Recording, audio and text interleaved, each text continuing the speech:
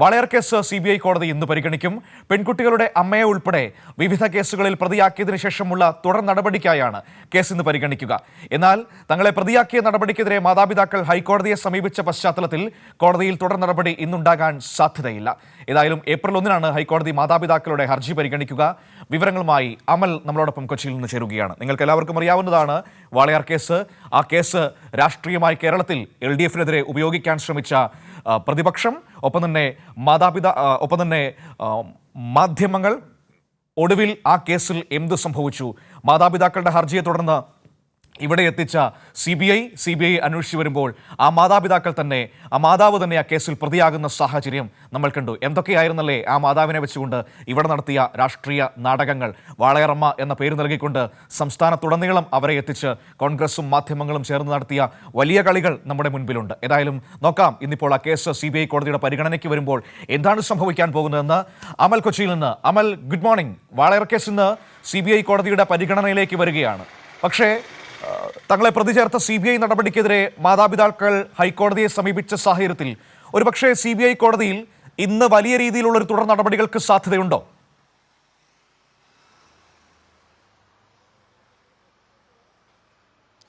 Manu, good morning. Walayar case ഇന്ന് CBI കോടതി പരിഗണിക്കുകയാണ്. അതായത് ഈ കേസുമായി ബന്ധപ്പെട്ട് ഈ കേസിൽ കുട്ടികളുടെ രക്ഷിതാക്കളെ പ്രതിചേർത്തതുമായി ബന്ധപ്പെട്ട് മുന്നോട്ടുള്ള തുടർ നടപടികൾക്കായാണ് ഈ CBI കോടതി ഇന്ന് ഈ വാളയാർ കേസ് പരിഗണിക്കുന്നത്. എന്നാൽ അതേസമയം തന്നെ ഇത്തരത്തിൽ തങ്ങളെ പ്രതിചേർത്തതുമായി ബന്ധപ്പെട്ട് ഈ കുട്ടികളുടെ മാതാപിതാക്കൾ ഹൈക്കോടതിയിൽ ഹർജി സമർപ്പിച്ചിരുന്നു. കഴിഞ്ഞ ദിവസമായിരുന്നു ഈ ഹർജി സമർപ്പിച്ചത്. ഈ ഹർജി സമർപ്പിച്ചതോടുകൂടി അതിൽ ഒരു വ്യക്തത വേണം. ഈ ഹൈക്കോടതി ഏപ്രിൽ 1-നാണ് ഈ ഹർജി പരിഗണിക്കുക. അങ്ങനെയെങ്കിൽ അതിനുശേഷമായിരിക്കും ഈ CBI കോടതി വീണ്ടും ഈ കേസ് പരിഗണിക്കുക. അതായത് ഈ കേസിൽ മാതാപിതാക്കൾക്കെതിരെ ഏത് തരത്തിലുള്ള നടപടിയെടുക്കണം, ഒപ്പം തന്നെ അവരെ അറസ്റ്റിലേക്കടക്കം നീങ്ങേണ്ടതുണ്ടോ, അത്തരം കാര്യങ്ങളൊക്കെയാണ് CBIക്ക് പരിഗണിക്കേണ്ടതുള്ളത്. അത്തരം നിർദ്ദേശങ്ങളാണ് കോടതിക്ക് ഈ CBIക്ക് കൈമാറുവാനുള്ളത്. എന്നാൽ ഈ ഹൈക്കോടതി സമർപ്പിച്ച ഹർജി പരിഗണിച്ചതിനു ശേഷം മാത്രമേ CBI കോടതി അങ്ങനെയെങ്കിൽ ആ തുടർ നടപടികളിലേക്ക് കടക്കുകയുള്ളൂ. ഇപ്പോൾ മനു സൂചിപ്പിച്ചതുപോലെ തന്നെ ഏറെ ചർച്ചാ വിഷയമായ, അല്ലെങ്കിൽ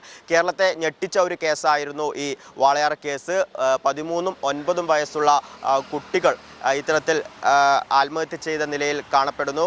52 ദിവസത്തെ ഇടവേളക്കിടയിലായിരുന്നു ഇത്തരത്തിൽ 2 കുട്ടികളെ ആത്മഹത്യ ചെയ്ത നിലയിൽ കണ്ടെത്തിയിട്ടുണ്ടായിരുന്നത്. ആദ്യഘട്ടത്തിൽ ഇതൊരു കൊലപാതകമാണ് എന്ന രീതിയിലേക്ക് ഈ മാതാപിതാക്കൾ പറയുന്നു. എന്നാൽ പോലീസ് സ്വമേധയാ കേസെടുത്ത് ഇത്തരത്തിൽ പരിശോധനകളും അന്വേഷണങ്ങളും നടത്തുന്നു. എന്നാൽ പോലീസിൻ്റെ അന്വേഷണം പോരാ, അതിനപ്പുറം CBIയെ കൊണ്ടുവരണമെന്ന് ഈ രക്ഷിതാക്കൾ പറയുന്നു. എന്നാൽ രക്ഷിതാക്കൾ പറഞ്ഞനുസരിച്ച് ഇത്തരത്തിൽ CBI കേസ് ഏറ്റെടുക്കുകയും എന്നാൽ പിന്നീട് ഈ ഒരു പ്രതിപ്പട്ടികയിലേക്ക് ഈ രക്ഷിതാക്കൾ അടക്കം എത്തുന്ന ഒരു സാഹചര്യമായിരുന്നു. ഈ കുട്ടികളുടെ അമ്മയെ 2ാം പ്രതിയും ഒപ്പം തന്നെ അച്ഛനെ 3ാം പ്രതിയുമായിരുന്നു ആ പ്രതിപ്പട്ടിക പുറത്തു വന്നിട്ടുണ്ടായിരുന്നത്. അതിൽ ഏറ്റവും പ്രധാനപ്പെട്ട ഒരു കാര്യം, അതായത് നിലവിൽ ഇപ്പോൾ ഈ രക്ഷിതാക്കൾ ഈ ഹൈക്കോടതിയിൽ ഹർജി സമർപ്പിച്ചിട്ടുണ്ട്. ഈ ഹർജിയിൽ സൂചിപ്പിച്ച ഒരു പ്രധാനപ്പെട്ട 2 കാര്യങ്ങൾ എന്ന് പറയുന്നത് ഇത്തരത്തിൽ ഈ ഹർജി അല്ലെങ്കിൽ കുറ്റപത്രം റദ്ദ് ചെയ്യണമെന്നാണ്. അതായത് CBI നിലവിൽ സമർപ്പിച്ചിട്ടുള്ള കുറ്റപത്രം റദ്ദ് ചെയ്യുക, ഒപ്പം തന്നെ തുടരന്വേഷണം നടത്തുക എന്നാണ് ഈ രക്ഷിതാക്കൾ നിലവിൽ ഈ ഹർജിയിൽ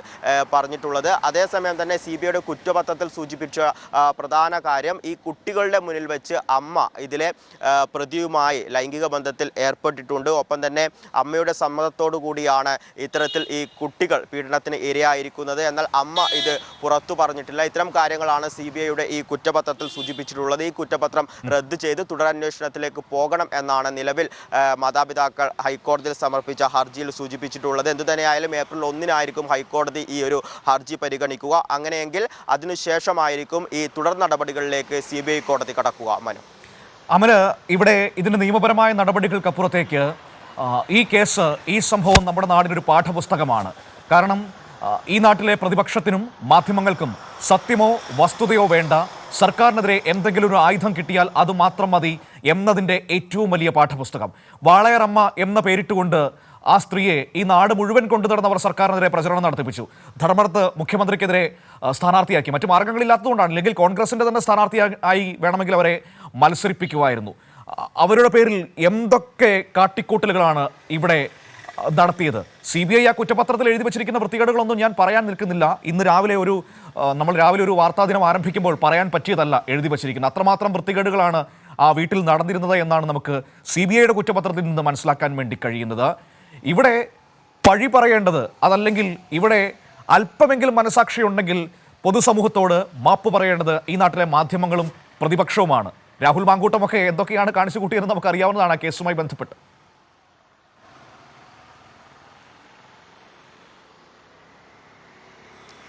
മനു, തീർച്ചയായും ഇതിനെ ഏറെ ദയനീയം എന്ന് മാത്രമേ നമുക്ക് സൂചിപ്പിക്കുവാൻ വേണ്ടി സാധിക്കുകയുള്ളൂ. കാരണം ഈ ഒരു കേസിൻ്റെ തുടക്കത്തിൽ ഇപ്പോൾ മനു സൂചിപ്പിച്ചതുപോലെ തന്നെ ഇതിനെ രാഷ്ട്രീയ ആയുധമാക്കി മാറ്റുവാൻ വേണ്ടിയായിരുന്നു പ്രതിപക്ഷം അന്ന് ശ്രമിച്ചിരുന്നത്. അത്തരത്തിൽ അമ്മയോടൊപ്പം അല്ലെങ്കിൽ ഇരയോടൊപ്പം എന്ന രീതിയിലുള്ള കാര്യങ്ങൾ സൂചിപ്പിച്ചുകൊണ്ട് ഇത്തരത്തിൽ പൊതുരംഗത്ത് ഈ അമ്മയെ സംരക്ഷിച്ചു നിർത്തുന്ന ഒരു നീക്കമായിരുന്നു ആദ്യഘട്ടത്തിൽ പ്രതിപക്ഷത്തിൻ്റെ ഭാഗത്തു നിന്നും ഉണ്ടായിരുന്നത്. പിന്നീട് അങ്ങോട്ട് തിരഞ്ഞെടുപ്പിൻ്റെ കാലത്തിൽ തിരഞ്ഞെടുപ്പിന് ഒരു വലിയ ആയുധമെന്ന രീതിയിൽ ഈ ഒരു കേസിനെ പ്രതിപക്ഷം മുന്നോട്ട് കൊണ്ടുപോകുന്നത് കാണുവാൻ വേണ്ടി സാധിച്ചിരുന്നു. ഇപ്പോൾ മനു സൂചിപ്പിച്ചതുപോലെ തന്നെ തിരഞ്ഞെടുപ്പിൽ സ്ഥാനാർത്ഥിയാക്കി അത്തരത്തിൽ മത്സരരംഗത്തേക്ക് ഇറക്കുന്ന കാഴ്ചകൾ കാണുന്നു. ഒപ്പം തന്നെ ഈ അമ്മ മുടി വടിച്ചുകൊണ്ട് ഇത്തരത്തിൽ പൊതുരംഗത്തേക്ക് ഇറങ്ങുന്ന ഒരു സാഹചര്യം കാണുന്നു. പിന്നീടാണ് ഈ കേസ് മുന്നോട്ട് പോകുമ്പോൾ CBI ഏറ്റെടുത്ത് ഇത്തരത്തിൽ അന്വേഷണം മുന്നോട്ട് പോകുന്നതോടുകൂടിയാണ് ഈ അമ്മയെയും ഒപ്പം തന്നെ അച്ഛനെയും പ്രതിപട്ടികയിലേക്ക് ഉൾപ്പെടുത്തിയിട്ടുണ്ടായിരുന്നത്. പിന്നീട് ഈ അമ്മയെ ഇത്തരത്തിൽ അമ്മയുടെ ഭാഗത്തു നിന്ന് ഒരു ഇരവാദം ഉന്നയിച്ചവരൊക്കെ പിന്നീട് മൗനം പാലിക്കുന്നതായിരുന്നു കാണുവാൻ വേണ്ടി സാധിച്ചിട്ടുണ്ടായിരുന്നത്.